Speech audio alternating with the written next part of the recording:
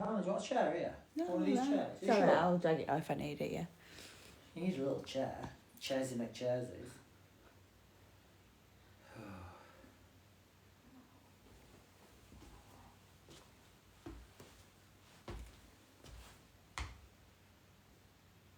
Oh, powerful. Yeah, very powerful. Yeah. Powerful when it stands comes out.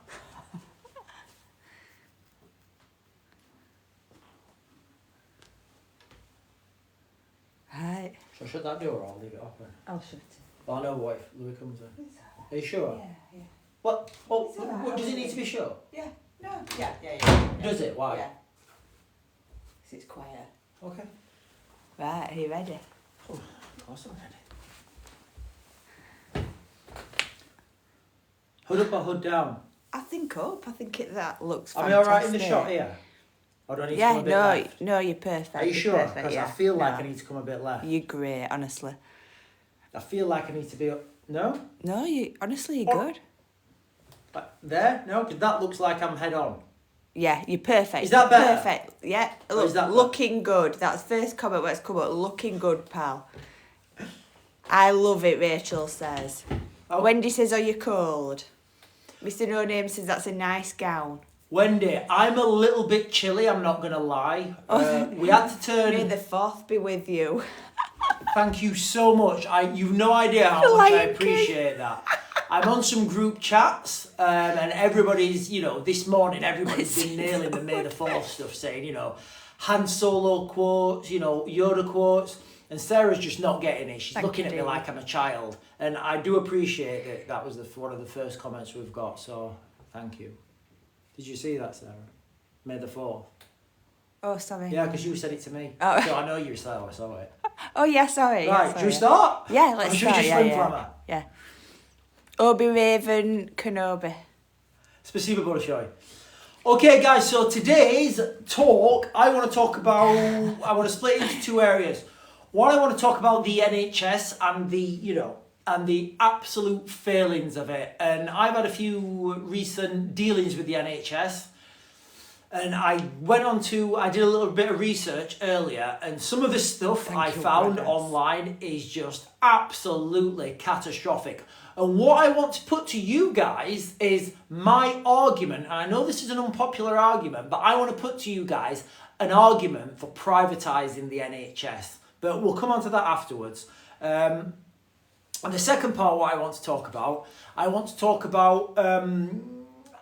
people are talking about at the moment about this conscription. And guys, are we all in the consensus that this world war's happening, or is it just me still ranting on saying about it, or are we all just saying like, yeah, it's happening now, it's going to happen? Because we've been saying this for quite a while. But what I want to talk about is how we can't just throw people at this problem, and actually that's the worst kind of solution to this problem, because you need to grow a military, you need to train it, and it's like a plant or a sacred bush.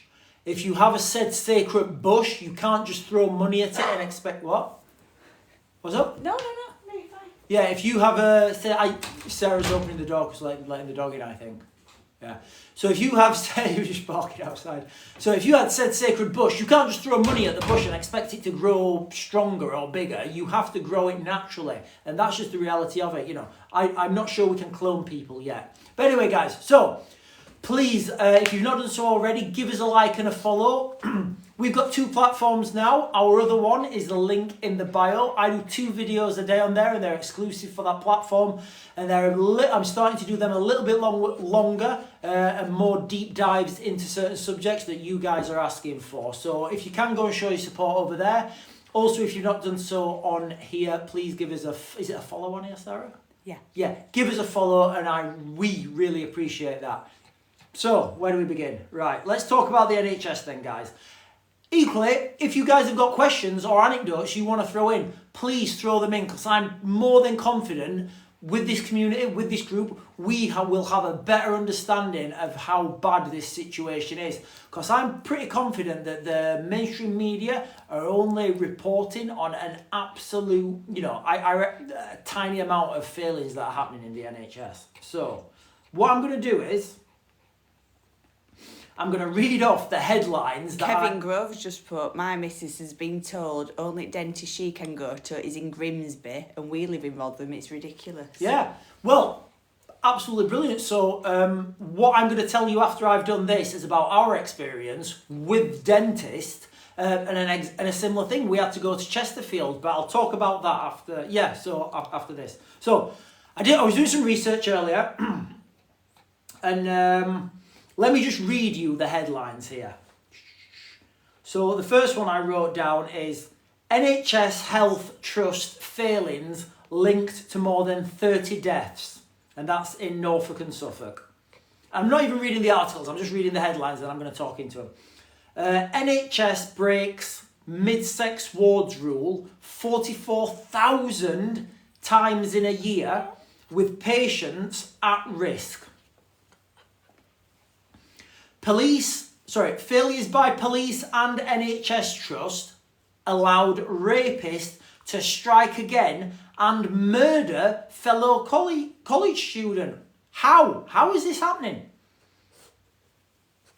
Greater Manchester NHS plunged into special measures over £180 million black hole. Reading terror attack probably avoidable if not for failings of the police and NHS.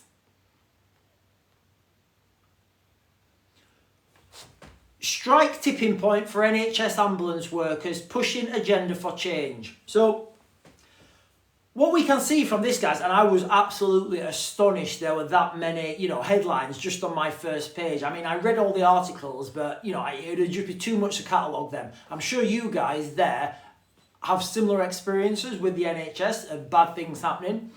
So the last article I've spoke about, remember when the NHS are all striking and they're all wanting more money and the doctors are wanting more money and the nurses are wanting more money and everybody's wanting more money?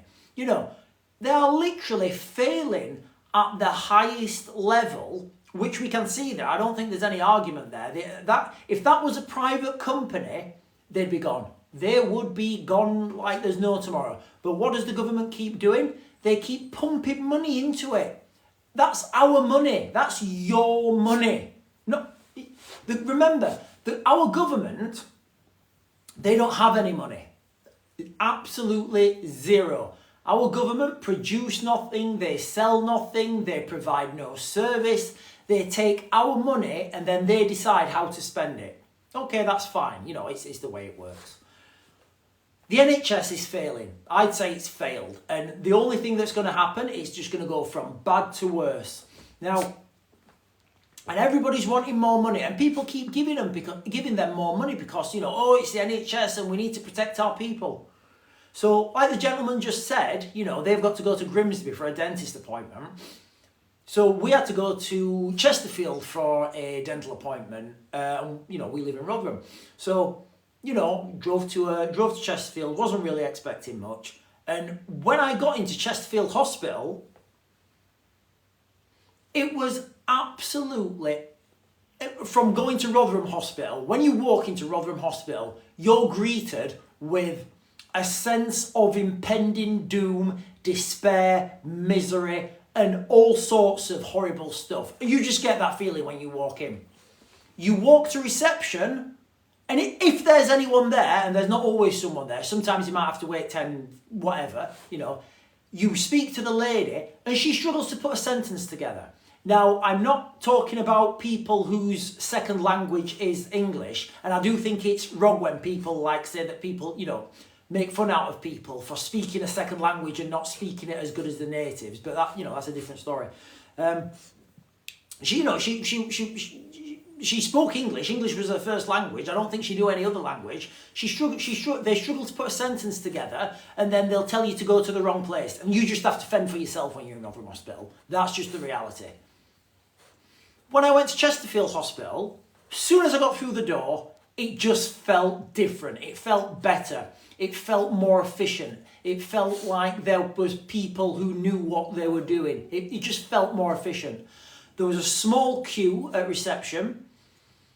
while the people were at reception being served, there was a porter who came to the person who would be next at the queue, and he said, "Excuse me, ma'am," or "Excuse me, sir, can I help you?" And then he or she would tell them where to go, and he'd take them. And then, we got through, and he asked me where I wanted to go, and we went, and, it was just a better experience. So what is the problem? Why is this not happening at every hospital? Why is this model not placed through the board? Well, I'll tell you why. It comes down to your management. Nothing else. If you've got strong management, that whole ethos, that efficiency, that filters down, and there's no other way that happens, guys, all right? It filters down from the top. If you've got lazy management at the top who don't really care because they're getting their money regardless, then they do a slack job, and that slackness filters down. For those of you who know us personally, you'll know Sarah's always telling the doctor that she's, that they're wrong and having to have a second opinion, and 9 times out of 10, Sarah's right. The next doctor will actually prescribe, or they'll, say what is actually wrong. The other experience I've got with the NHS is, when was it? I think it was last year. When was it, Sarah, that strike? Last year. Was it last year? I can't remember when it was. I think it was last year. But there was there was strep going around everywhere, and it was all over the news. It was really bad. I didn't want to go to Rotherham. Well, I went to Rotherham Hospital first. I looked at the waiting room. It was absolutely it looked like a scene. It looked like a scene from an apocalypse movie. So I've got my daughter. I've looked in her mouth. She's definitely got strep. I need to get her some penicillin quick. As a father, you're worried, and you are. When your child's sick, you are worried. Especially, it was all over the news about this strep. So I thought, okay, I'm going to drive to Doncaster Hospital. Fine. Drove to Doncaster Hospital. I got through the door at Doncaster Hospital. I was first in the queue. When I got to I got there to the front of the queue, the lady, I can only describe her as a Karen, and I don't think I'm being rude by saying whether her name was Karen or not, she was a Karen. She put a sign on the on the reception saying taking a break. Guys, I swear to God, she sat there and ate a sandwich while there was a queue of people. I had my daughter in my arms, holding her because she was she had strep. She was, she was sick. The guy behind me was covered in blood. He was holding his arm. He was going, "Oh!" And we had to wait while Karen had her sandwich. It looked lovely, the sandwich, I'm not disputing that. But can you imagine how bad that looks as a professional organisation when you've got patients who are who essentially are paying customers, needing urgent service, especially the guy behind me because he was moaning, he was holding his arm, he was covered in blood. Okay, so I got through. Karen told me to go to another corridor. So I walked around this corridor, and guys, all right, I've been to, I'm just going to name a few. Syria, Iraq, Afghanistan, all over Ukraine. I've been to all the war zones, lots of places in Africa. I have been to a lot of these places that are struggling and in the middle of conflicts. And what I saw was worse. What I saw when I turned around that corridor in the NHS in Doncaster Hospital was worse. Why? Because it looked like a scene from an apocalypse, from a war zone. There were people laid on the floor moaning, just laid on the corridor moaning because nobody had been seen. I walked straight through to the reception, and as soon as I walked through the door, some guy said to me, "Mate, go home. I've been here 12 hours." So I was like, wow. So I came out, I sat down, I've got my daughter now, she's crying. She said, "Daddy, I just want to go home and go to bed." So I'm thinking, right, I can wait here 12 hours, what do I do? The reason it was worse than a third world country or a country in disaster is because there was nobody cared. There was nobody coming round with a sense of urgency trying to deal with people. We didn't see anyone. There was nobody there. It was absolutely horrific. So that's my personal experience of the NHS over the last year. obviously I've just read you what I researched earlier on about the NHS. Now, I'll give you another little analogy here, guys, and you'll see where I'm going with this. When I was in the military, we was based in Dover. I may have said this before. We used to have to go to Colchester quite a lot. Now, to go to Colchester, you have to go over the Dartford crossing. It's £1. In the military, there was no structure to give people £1 to go over a crossing. It just didn't exist. So what the military did, they used to give us 2 jerry cans of diesel, so like 40 litres of diesel. So that's like an extra 40 quid of diesel. Now, if you're going up to Colchester with like 10 vehicles or something, and you're getting an extra 40 litres, that's like almost half a tonne of diesel. Whereas it had cost 10 quid to get through the crossing. And that's just the way the army worked, because there was no structure to give them £1. They would say, right, okay, it takes extra diesel because we can give you extra diesel. If that was a private company and the cost of that diesel was coming out of someone's pocket, not the taxpayers, guess what would happen? You guys at home, anyone tell me what would happen? Yeah, they would find a mechanism to give them £1. But the reality is, because the NHS just keeps getting their money regardless, and there's no one's taking a bottom line off it, they just keep getting more money, and things keep getting worse, and because things getting worse, people keep throwing their money. Now, let's go back to when I went to Doncaster Hospital, and I met Karen.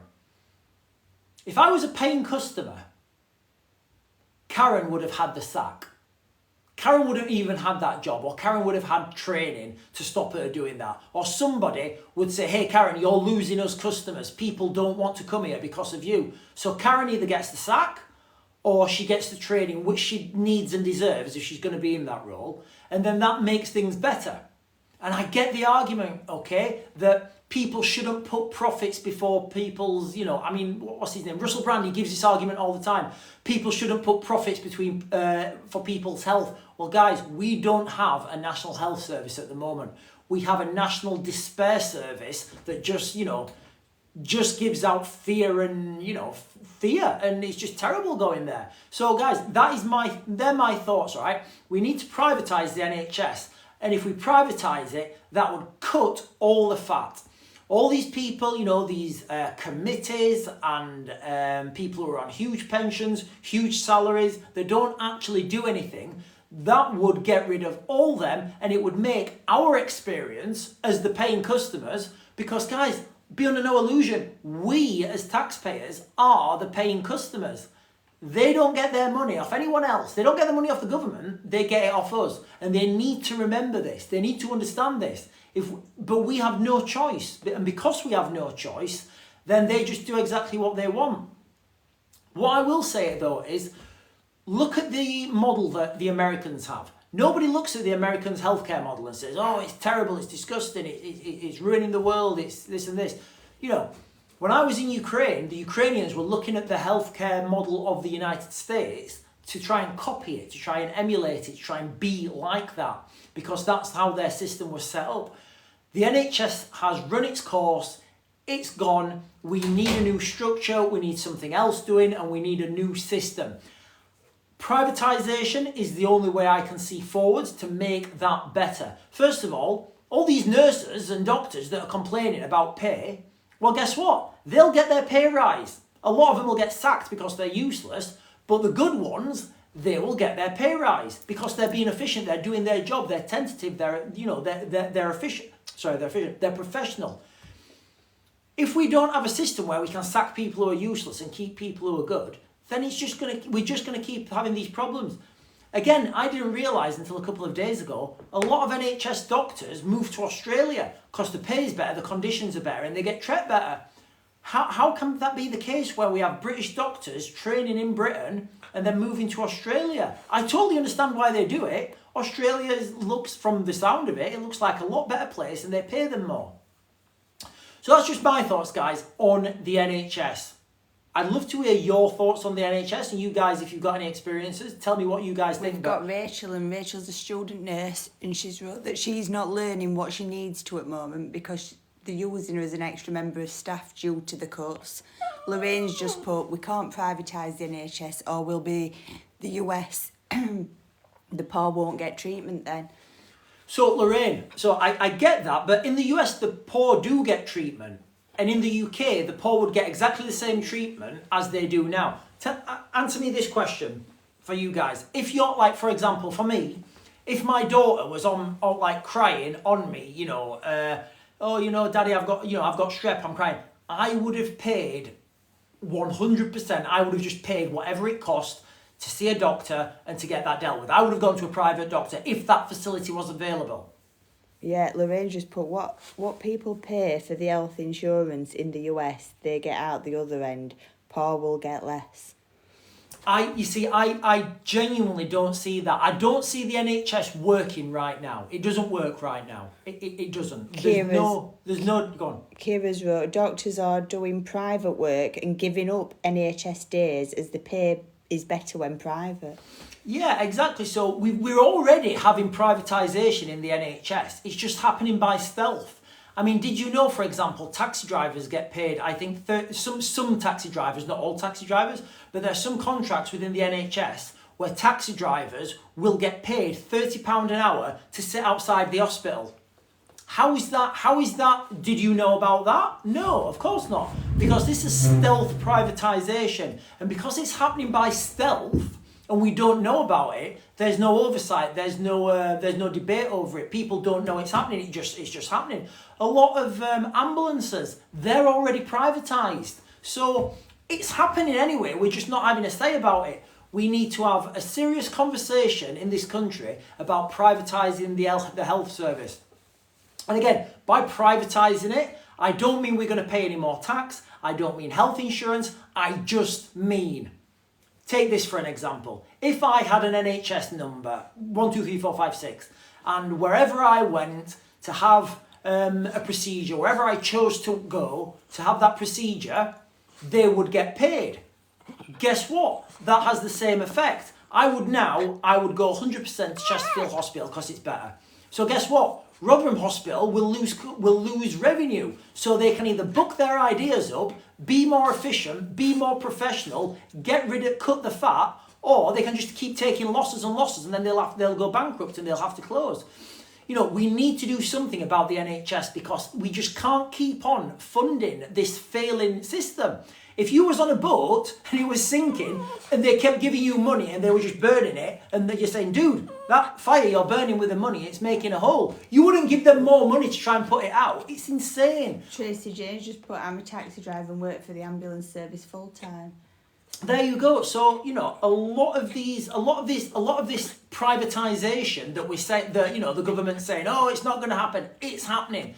And the only way, guys, all right, the only way to get people to be efficient, I don't care what anyone says, the only way is to make it hit people in their pocket. Because guess what? That line manager who's getting paid X amount of pounds per month, whether he does a really good job or a really bad job, guess what they're going to do? They're going to do the lowest job that they can. They're not going to care. Everybody under them is going to get that same impression. Right, the same job, the same role, say, okay, you need to start hitting your targets, you need to start performing, or I'm going to sack you. Guess what? He becomes really efficient. He does his job, and you find the right people. Because, at the moment, it's just not working. Not working, it's a failed system. It's just, the more we keep funding it, the more it's going to, the worse it's going to get. And this is another thing I didn't know. The NHS is our biggest debt in the country. We don't have a bigger debt than the NHS. We pay more per pound for the NHS than anything else. And it's an absolute sham from my experience. And I really don't see the way it's funded at the moment being able to continue. I've got friends who are doctors who fly in from Eastern Europe. They work in the NHS because they're paying them like £500 a shift. They sleep in their car, then they fly back out. How can this be the case? How can it be the case where we're paying this much for doctors? For doctors! It makes no sense. It makes no sense. The system's broken. It needs to be revamped. Something needs to happen. But, you know, until somebody's got the balls and we as a country can have the adult conversation to ask ourselves two questions. One, is the NHS, realistically, is the NHS failing? Okay. Two, if it's failing, do we have the stomach to actually do something about it? And until then, it's just going to fail. There's going to be unnecessary lives lost, unnecessary failings, and it's just going to go from bad to worse. Victory Garden movement, plant as much food and medicine as you can. What's that, Victory Garden movement? Yeah. I don't know what that is. Plant as much food and medicine as you can. That's their comment. Ah, yes, of course. I think so I think we mean plant as much food and get as much medicine. Yeah. Unless we're growing medicine. Although today, one of our girls fell over and she cut her hand, and I found her some herbal medicine on the floor to as an anaesthetic. I'm not going to tell you what that is because I don't want to get into like those problems where you're talking about herbs and stuff and I don't have any to show you. But yeah, so it's 100% a thing. So next thing I want to talk about, guys, and please feel free to answer any questions. And if you've not done so already, please give us a like and a follow. And if you're watching this on the other platform, please subscribe as well because it really helps us out when we do this. I've got a new cyberpunk studio downstairs, and that's where I do my videos from, and I'm going to be getting a new microphone because some people are complaining. Anyway, guys, please feel free to ask any questions. We're going to talk about your favourite thing now, guys. We're going to talk about, you know, the war, what's happening, what has happened this last week. So the French president, the things of note this week are the French president has come out and he said, well, basically he said a couple of weeks ago, Emmanuel Macron, he said, excuse me, he said if, you know, he basically not ruling out putting French troops into Ukraine. So that basically means that they will. In a recent interview, he's come out and he said, when asked about it again, and let's remember, these questions that presidents get asked, they ask the reporters to ask them. They don't sit here like me answering your questions in real time. You know, if I was a president and I was being interviewed, I would make sure that those questions are questions I've agreed I'm going to answer. So the question was already pre-scripted. So Macron's come out when asked if he stands by his decision to potentially put French troops into Ukraine. Have you got? No, we're just looking. One of my moderators is saying that pinning isn't working. I was just looking if there's anything I can do. I don't know. Okay, so Macron, sorry, I'm waffling. Right, so Macron asked if he would still put French troops into Ukraine. He has said, under the conditions that if the Russians push through the front line in Ukraine and the Ukrainians ask for assistance, then they would. Okay, let's remember, if a president's saying that, they can't go back on it. That's pretty inflammatory for a president of a country to say that. Tell me what you think, guys. For those of you who've been following the situation in Ukraine, does it look like the Russians could break through at any point?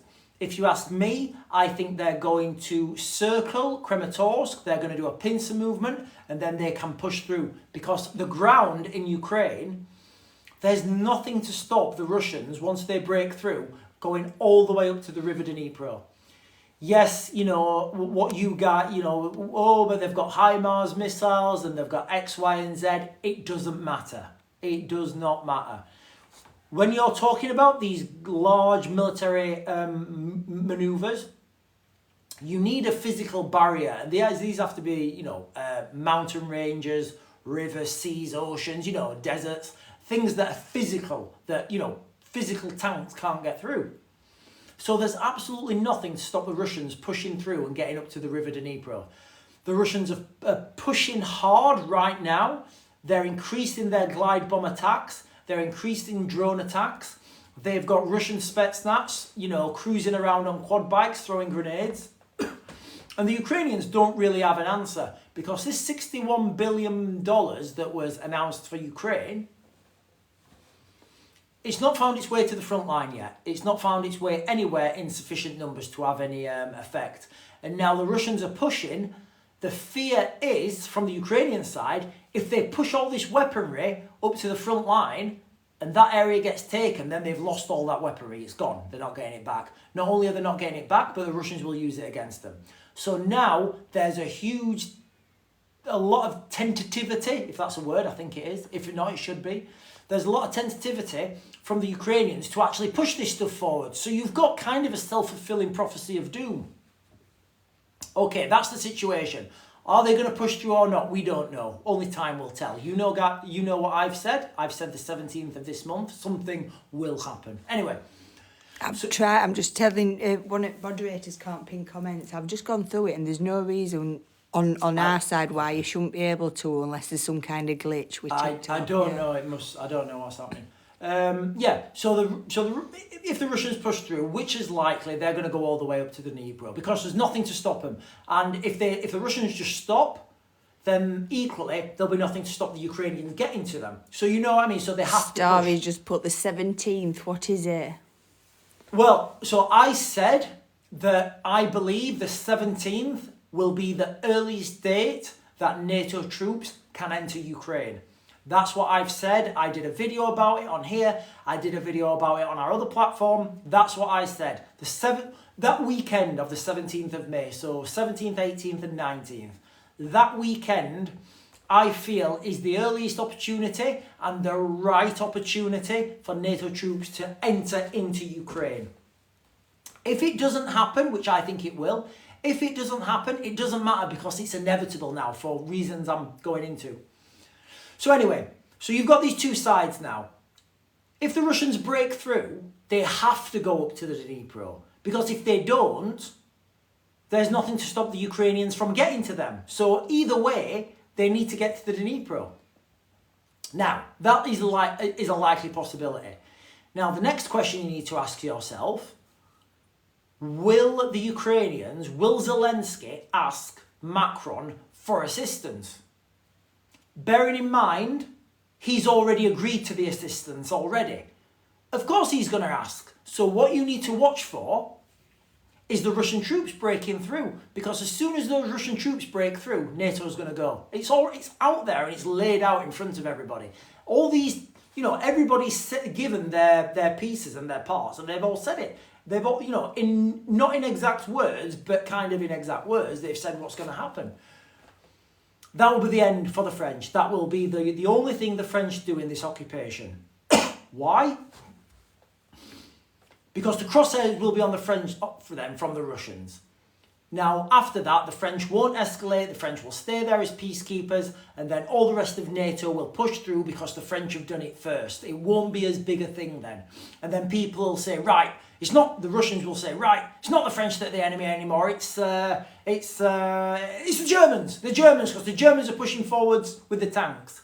So that's how things will go, and then it'll be, it's not the Germans, it's the British, because the British are using their military across the Dnipro. So that's the reality of things as they are today and as they're going to move forward. And I'm convinced that it's going to happen this month on or around the 17th. So what are the roles going to be between, these nations? What I want to talk about now, hang on, how long have we got? We've got time, a long time. So what I want to talk about now is a lot of people are just saying, are we going to be conscripted? Are we going to, is NATO, a lot of Eastern European countries are conscripted. I personally don't think conscription works. I was just going to say, Keg's just come up. Do you reckon we will have to conscript our own for Ukraine? Right? Yeah. So I don't think conscription works. Two main reasons. You need people who want to be there, because I did a video on our other platform earlier on today. If you've not watched that, go and watch that now. And I did a real deep dive into the reality of what happens when you have people who don't want to be there. So let me give you two examples. And I'll try and keep this quick, guys, because I did another video on it. You've got the British, take Britain for example. You've got the British forces, you know, they're a professional army, they want to be there, they're well rehearsed, they're well trained, they know what kit and equipment they've got, you know, they know their command structure, and they work under that command structure. They've always worked under that command structure. Okay. Now, you think of a conscript army. These are plumbers, electricians, maybe people who don't have occupations at all, maybe even prisoners. You know, you've got a ragtag of people who don't know tactics, don't know leadership. They don't know, you know, any of these things that make a military a military. So you put these guys to fight, and the numbers does make a difference, but the numbers don't really make a difference, okay? Because some of the things I've heard and I've seen online, a lot of the Russian soldiers, the conscripts, they're running around with no weapons. They're young boys, they don't know what they're doing. And when they come up against a professional army, there's no comparison, because the professional army, they're there to close and kill with the enemy. And the conscripts don't understand this. They're just thinking about their own self-preservation. So that's the reality of a conscript army and a professional army. Now, to have a professional army, you can't click your fingers and do it overnight. You need to grow it, you need to nurture it, you need to invest in that system. You need your private soldiers to have enough experience to be able to be a junior commander. You need your junior commanders to have enough experience and, you know, and knowledge to be a senior commander. And you can't imagine growing a plant. You can't click your fingers or throw any amount of money at that apple tree. Excuse me. It's going to grow exactly at the speed it wants. And that's the reality. So, will we be conscripted in the UK? Guys, I don't think so at all. What I would say though, I'd say there's going to be a huge recruitment drive, and there has to be. I think we're starting to see it already, or maybe I'm noticing it more. I've seen some articles about Royal Marines going into schools and doing like fitness things with schools and doing things like day in the life of the Royal Marines. And that's what I see happening in the UK. Because if you think, so let's go back a little bit to what I just said. The inevitability now of NATO being involved in this conflict, I don't think nobody has a strong argument anymore to say that NATO won't be involved. And if you do have a strong argument, please let me know. All it's going to take is the Russians to burst through the front line, and then Macron's going to move NATO in, and then that's it, then it's done. Now, the other question is, what is the front line, and where do you draw that front line, if that makes sense? Is it the River Dnipro, or is it encircling Kramatorsk? So there's another question that I guess it's just come to me now. Where are these front lines defined as? Because the Russians are making ground every day, and it's only a matter of time now before they push through. Laura Holloway, one of your moderators, she just put, it's a shame the army does not do work experience. Yeah, I joined the army when I was 16 and 9 months, so, and I think that's the right age to join as well, because if you join any older, it's like, I don't think you. I think people should join. I know this is a bit brutal. Yeah, somebody just mentioned cadets. You went to cadets before you joined army as well, didn't you? No. Did you not? No, I didn't go to cadets. I think some people think it's a bit brutal saying that you can join the army at 16. But it's when you look at the amount of, for example, by the time I was 26, I had 10 years experience. I was a junior commander. And I was still only 26, and that is a young age to have all that experience. When I look at people who are 26 now. My son did, he passes out in August. What unit is he in? If you don't mind, he probably knows me. What unit is he in? I'm just waiting for it to comment back. Anyway, so I think you need this. In the Ukrainians, they won't take people unless they're 18. But, I don't see the point in waiting till you're 18. Oh, sorry. Laura's put... Oh, this is another one. Laura has wrote, I did my work experience at Redford Barracks in Edinburgh when I was 16. And Laura's answered is in Harrogate at the moment. All right. Okay. So I may see him at some point because I still do some stuff with the with various charities and organisations. Anyway, that's a different story. So that's what's going to happen, guys. All right. I think every young man should join the army. I mean, why wouldn't you? I know people don't want to, and there's reasons for that, and that's fine. But you know, for me, it was always a thing that I wanted to do, and you know, I excelled at that life. And again, that afforded me to come out of the military, and I got a job straight away working for the British Embassy, and I was on loads of money. Then I went and worked in Ukraine for the embassy there, and you know, I've done pretty well from my military experience, and you get experience and knowledge that you just won't get anywhere else, and that carries you forward quite far in life.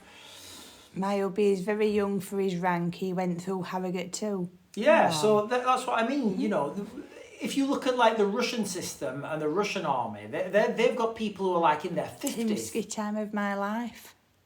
What's that? Timsky's wrote it at time of his life. Hey Tim, how are you doing, buddy? So yeah, so that's the situation in Ukraine at the moment. That's the situation with the NHS, and that's the situation, I guess, that we're looking at the moment with this recruitment.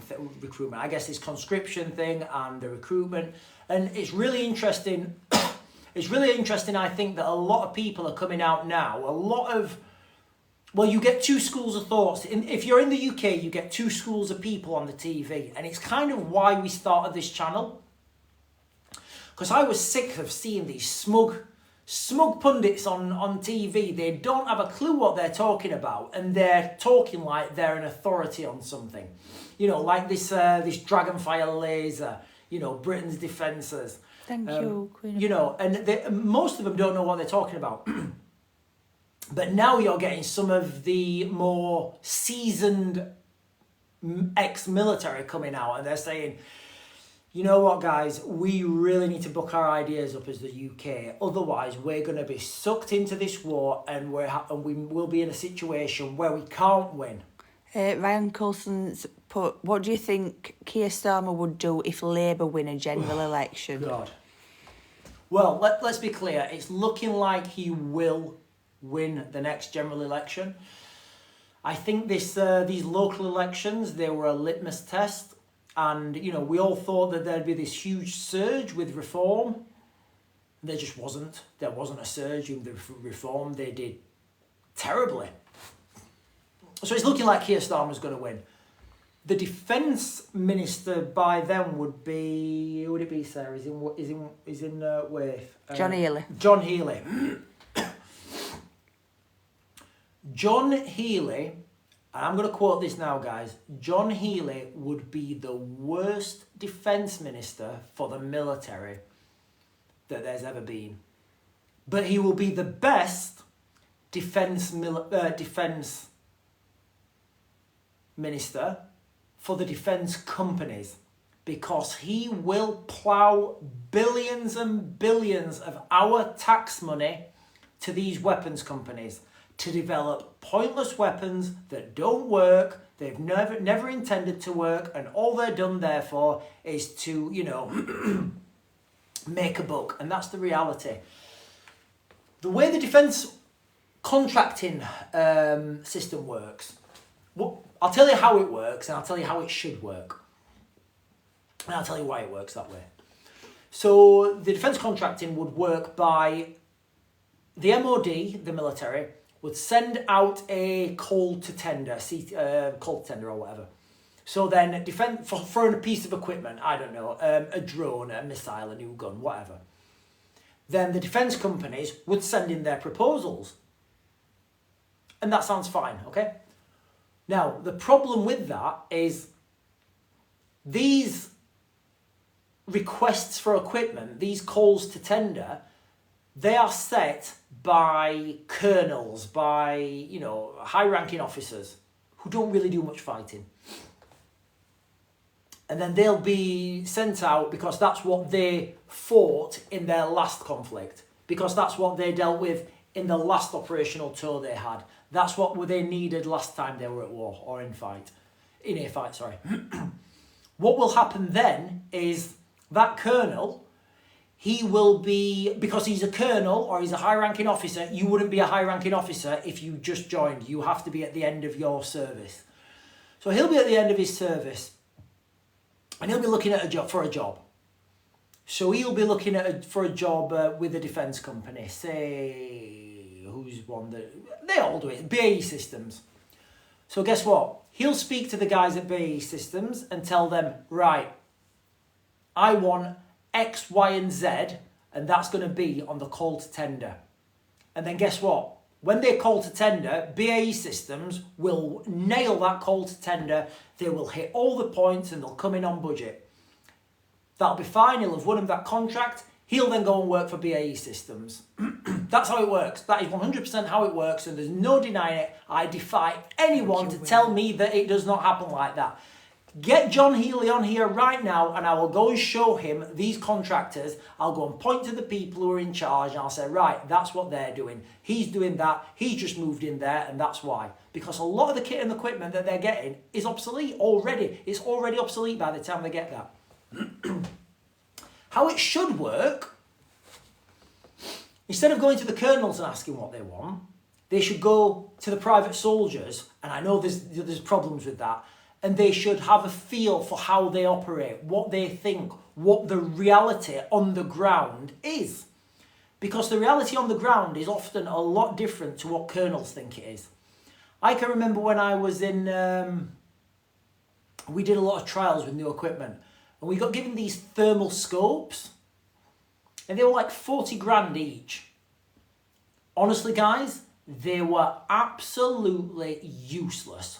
Useless, pointless, didn't do anything. It was an embarrassment to take them. But we got given like, I can't remember how many, we got given a lot of them. It was millions of pounds worth of these thermal cameras. Guess where they went? Nowhere. People wouldn't use them because they were useless. But they'd been told that they needed them. Somebody had paid, well, taxpayers had paid for them, like the NHS. Taxpayers had paid for them. Some colonel has a job, and a load of soldiers get some kit and equipment that doesn't work. And that's just the reality. The way it needs to work is they need to find people like me who understand both sides of the spectrum. They understand defence contracting. They understand what's going to happen in the future. Guys, tell me in the comments, do I know what's going to happen in the future? Have I been hitting things left, right and centre, batting things out the park? People saying, oh no, Sean, it's never going to happen on that day. And then, oh, guess what? It happens on that day. They need people like me who can see what's happening in the future and say, right, okay, that's what we need. And guys, for you guys, I'm going to let you into a little secret. Do you know what the military needs right now? They need gliding munitions. So rather than taking drones, we don't need to forget about drones. We need to have the ability to glide bombs into our targets and be able to do that cheap and be able to do it quickly. Because at the moment, this aerial warfare that's happening in Ukraine, this mass being able to overwhelm your enemy's defences with cheap drones, excuse me guys, that's the future of warfare. It's the future, 100%, there's no denying it. So you need to have the ability to be able to mass produce these things and get them out in force. Essentially, you need to get as much explosives on the bad guys as possible, and that's it. Now, the kamikaze drones are fine, they're great, they've proven their worth, but to have mass effect on a war on a global scale, you can't build the engines quick enough, and that's the reality. You cannot build the engines quick enough, and there's no manufacturer in the world that can build those engines quick enough. No. Ryan Coulson's wrote, I thought Abbey Wood made the decisions who wins mod contracts, Raven. Abbey Wood. Yes, that's okay. So what happens? What happens is, say that I'm a defence contractor and you are the military, the colonel who's going to put this call to tender out. You would say to me, "Hey Sean, listen, I need a drone that can do 1,000 kilometers, has 1,000 kilometers range. It can take a payload of 100 kilograms, It's got a wingspan of, I don't know, 4 meters. It can be packed into a storage container of a certain dimension, and I want it under £1 million. That's what the call's going to be, yeah? If you can do that, you've got it. I'll say, right, okay. So then the call will come out the call will go to tender, but it won't say that. It will say, we're looking for tenders for long-range drones with heavy lift capability. I already know what you are looking for, so I submit my forms to you. And don't forget, you've already told me, so when my submission comes in, you find it and you say, I like this one. And so that's what happens. So it's kind of insider trading, and then they would get the job. So that's how it happens. On the face of it, you've got a system that looks like it's fair because it's putting the call out to tender. It's putting everything out in the open. But the reality is, when these tenders go out, somebody's already got them by the time they go out. And what they will do is. So I don't know if any of you look at the defence tenders, but if you look at the defence tenders, when they go out, some of them are very strangely worded, and they'll say something like, I don't know, they need a drone with, and they'll put something really weird on there, like an internal radar computer, or something weird. And you think, why have they done that? You can just buy that and have it fitted. The reason they've done that is because when they're talking to the potential, to the guy who they're going to give the contract to, he will say, hey, you know what? I know Raytheon have got something very similar. So that's why they then have to put this wild card in there that they know Raytheon haven't got, because Raytheon won't have that. So I can put that in. I can put my internal flight radar tracking system, whatever, I can put that in there as a standard. And then when the guys get that, they'll say, oh yeah, he's got that.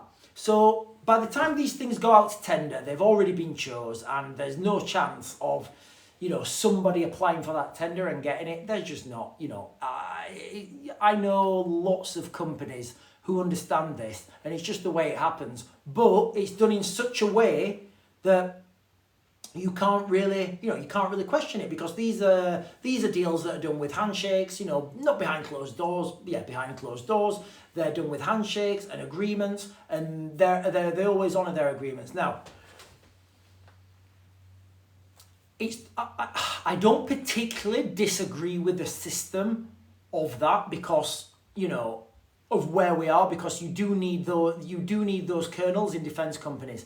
But the problem is, we're always building equipment for the last conflict. And until we can build equipment for the next conflict, we're never going to be ready for the next conflict. And the main part of this would be to admit that we're going to be in a war with Russia. And guys, I don't want to be in a war with Russia any more than you guys. I don't want any of these wars. They're pointless. Nobody gets anything out of these wars. I've just seen one. Any thoughts on the women's strike on June 24th? I had no idea that there was a women's strike on June the 24th. What is it about? And James has put, will Russia retaliate against UK for long-range missiles to Ukraine if they are inside Russia? So the problem with these long-range missiles inside Ukraine is, and it's really weird, the Ukrainians are not allowed to take those missiles more than like 100 kilometers or whatever from the front line, because they're too much of a high value target. So the range on those systems is kind of obsolete, because they're so far back anyway. They don't have that, they don't have that strike capability. I don't think they'll be used, and if they are going to be used, it's not going to be used in any sufficient numbers. Remember, Ukraine at the moment are on the back foot. They've got enough drone capability so they can strike these targets with their own drones anyway. So no, I don't think so. I don't think that the UK are going to be in the crosshairs until British troops are actually fighting in Ukraine, and that will happen. Thank you, Dan. Stories put the striking for gender equality. It's happening in America too. Ah, in America. Thank you, well, Dan. Again, I've got absolutely no thoughts on that. And if they do the same job as a man, then they should be paid the same. But if they don't do the same job as a man, then they shouldn't be paid the same. They shouldn't be paid because they're females. Is Ben Wallace a big miss as Defence Minister? I think Ben Wallace was a good Defence Minister. When you're thinking about a Defence Minister, this is quite an important role. Our Defence Minister at the moment used to be like the Education Minister or something. How can he understand what the military need? How can he understand what it's like for a private soldier to dig a trench? How can he understand what it's like being in, let's not say Eastern Europe. How can he understand what it's like being in Iraq, being away from your family and filling sandbags? He can't, he doesn't, they're bureaucrats. Ben Wallace was ex-military, so he did understand that, he did understand it, but he was better than the current Defence Minister. He would have been better than the next Defence Minister, but he wasn't, it needed to be, somebody else could be a lot better. I could be a lot better than any of these puppets that come up, because they are just puppets and they don't know what's coming next because they can only react to what colonels tell them. And the colonels don't know because they're just watching what's happening like everyone else. I'm telling you guys what's happening. It's inevitable now. This is happening, And it's already come out, guys. And hang on, what time is it? Guys, so for the last 5 minutes, I'm going to leave you with this. From what President Macron has said, it's not me saying it, it's not me fear-mongering, this is what President Macron said, all right? He said, if Russia breaks through the front line, and he's requested by Zelensky, he'll send French troops into Ukraine. He said that. It's not me saying that. That's not me speculating. This came out a few days ago. Okay, so if Russia breaks through the front line, NATO troops will be in Ukraine. That's inevitable. Now, the next question is, what is the front line? And when are they going to break through? Because the Russians are pushing hard now. And that's the reality. So it's a matter of days now, not weeks. And this is all going to happen. And there's no going back now, absolutely. Again, if you think I'm fear-mongering, I'm just telling you what other people, presidents have said. So I'm not fear-mongering by repeating something that what a president said. That's what they've said. And that's the reality of the situation on the ground. The Ukrainians, they don't have the weaponry, they don't have the manpower, they don't have the morale, more importantly, to be able to withstand this strong Russian push. Ryan Coulson's, I'm a MOD contractor for maintenance purposes. Can I expect my workload to increase? What do you do maintenance on? But I'd say that on all instances. And if you're an MOD contractor, you've got an awesome job right now because you're a civilian and you work for the MOD. So basically, you can charge whatever you want and the MOD will pay this when this war's happening. If I was you, mate, I would try and get yourself in and start yourself a limited company. This is not financial advice. I don't have the authority to give you a financial advice. I can't. All I can do is say what it would be interesting to do. But if you can, try and start, do something so you're in receipt of MOD payments. Do something nobody else is wanting to do. Do something nobody else is even looking at. Get that small thing coming in. Naval workboats. Naval workboats, yeah. So I think what's going to happen in the future with the Navy is we're going to see asymmetric warfare in the Navy, on the seas, where civilian ships are turned into missile platforms and they fire all sorts of weird shit and we just can't do it. Tina Elliott, what impact will it have on us in the UK and what should we be doing? I am terrified. There's not really much you can do at this moment. Just watch for the Russians. In the UK, we've got months. I don't think anything's going to be really imminent to the UK until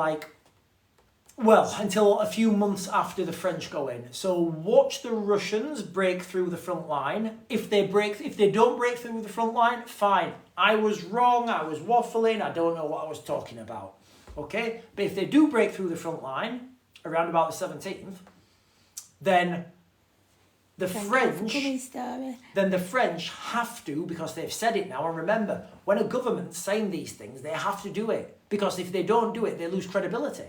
So the French will move in, and then we're going to see further escalations, and I don't think Britain's going to be in the crosshairs for quite a while, because everything will be focused on France. But, you know, be under no illusion, things are in motion now that they can't be undone.